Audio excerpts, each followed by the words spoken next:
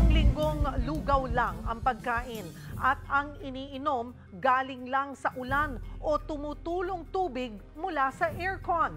Ito ang dinanas ng mga kababayang sakay ng BRP Teresa Magbanwa para mabantayan ang pinag-aagawang eskodasyon sa West Philippine Sea.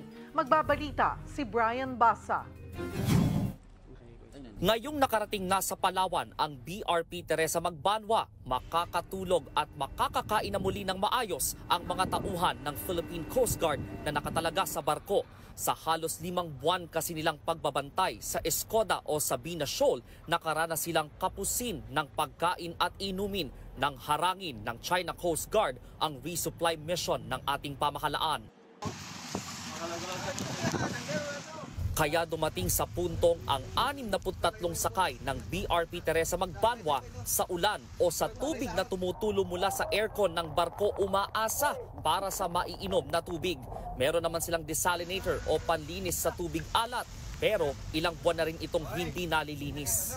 Para siyang distilled water kasi parang moist siya, dadaan siya sa filter. Dahil doon sa moist na yon, nag-create kami ng tubig nakaka-produce kami ng tubig ng siguro mga 4 na bote na pang-inom sa loob ng 24 hours. Dahil sa dinanas, 3 tuloy ang isinugod sa ospital. They were dehydrated dahil sa kakulangan ng tubig and of course the nutritious food. No? Gaya nga na sinabi ng commanding officer kahapon, ang kinain lang nila for almost 3 weeks ay lugaw. Bumili na ng dagdag na desalinator ang PCG para magamit sa mga susunod na misyon. Aayusin din ang sira sa BRP Teresa Magbanwa na nagkabutas at tinapalan muna ng kahoy matapos silang banggain ng China Coast Guard noong Agosto. Hindi naman namin sila pinoprovoke. So nagtatrabaho lang kami doon. Walang mga aggression kaming ginawa sa kanila. Pero nang hihina man sila ngayon, handa pa rin daw silang bumalik sa karagatan para igiit ang ating karapatan sa West Philippine Sea. Nanindigan din ng PCG at ang National Maritime Council na hindi natin inaabandona ang karapatan sa Escoda Shoal. We can deploy vessels anytime we like. We can go there anytime we like. Our DFA stated that our presence will be maintained in the shoal. So it's not a withdrawal. Papunta raw ulit sa Escoda Shoal ang ipapalit na barko sa BRP Teresa Magbanwa. Kampante rin silang hindi agad makapagsasagawa ng reclamation ang China sa naturang bahura. Mula sa Puerto Princesa City, Palawan, para sa 1PH, Brian Basa, News 5. Sa puntong ito, makakausap natin si PCG spokesperson for the West Philippine Sea, Commodore J. Tariela. Magandang tanghali po sa inyo, Commodore Tariela. Salamat po sa oras. Hello, Ma'am Cheryl. Magandang tanghali po sa inyo at sa inyong mga taga-subaybay po. Commodore, unahin ko po itong kababalik lamang po na Teresa Magbanwa. Sakay po, tama po ba 63 po ang sakay nito? Yes, ma'am. Yan po ay more than 60 ang sakay na tripulante ng barko ng Teresa Magbanwa. Hindi po mayalis ang reaksyon po ng ating mga kababayan, lalo na po't nalaman nila na sinabi nga po ay dehydrated yung ilan, may kakulangan sa nutritious food. Ang tanong po, bakit natin sila pinayagan or pinabayaan na ganoon ang maging sitwasyon nila na pwede naman pala silang ibalik ang bumiyahe ang Teresa Magbanwa sa bahagi po ng Palawan. Ano po ang ating explanation on that? Well, una sa lahat, I think pinabayaan is not the appropriate word to put it. Opo. Ang ating pamahalaan and ang liderato ng Philippine Coast Guard has attempted a lot of different ways to provide supplies sa ating mga personnel. Nagkataon lang na the Chinese Coast Guard, the Chinese Maritime Forces as a whole, has been very aggressive in preventing our resupply operation kung kaya't hindi tayo nakapag-deliver. Secondly, yung 5 buwan na itinagal ng BRP Teresa Magbanwa, it was only this past month, ng August, na hinarangan ang ating mga resupply operation. But in those previous months from April, May, June, July, naging maayos naman ang pagbibigay natin ng supply sa ating mga tropa.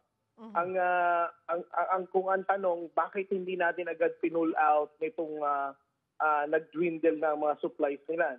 Again, there are a lot of considerations here. Supply is not the only main reason. The main factor why we decided to pull out is because of the bad weather condition. At ngayon po ay nakarating na po ba yung ipinalit po natin sa BRP Teresa Magbanwa? At ano pong barko ang ipinalit natin, Commodore Tariela? Well, I'm sorry, Ms. Cheryl, no? But these are operational details I cannot disclose to the public as of this time. Okay. Pero on the way na po, papunta na po doon or wala po tayong detalyeng pwede mapag-usapan about this? Well, I think the only assurance that I can give you now, Ms. Cheryl, is that we have deployed Coast Guard vessels. Okay. All right. Gaano po katagal aabutin yung pagre-repair sa BRP Teresa Magbanwa? At babalik ho ba ito? May plano rin ba tayong once na maayos po ito ay ibabalik natin sa Escoda Shoal? I'm sorry, Ms. Cheryl, nawala. Hello? Commodore? Hello? Opo. So, kaya po natin pinull out ang Teresa Magbanwa para rin po maparepair na. Di po ba, Commodore? Yes.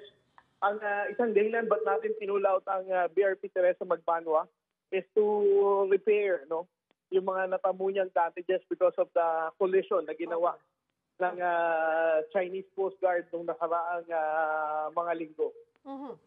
At once na ma-repair po ito, plano po natin ibalik sa Escoda Shoal? Well,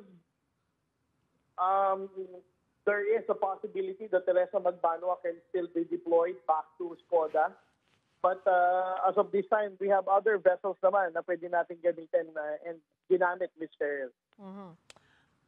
Sir, kumustahin na rin po namin yung lagay po ng mga na-dehydrate or yung kinailangan pong itakbo sa ospital na crew po ng BRP Teresa Magbanwa. Ano po ang update sa kanila?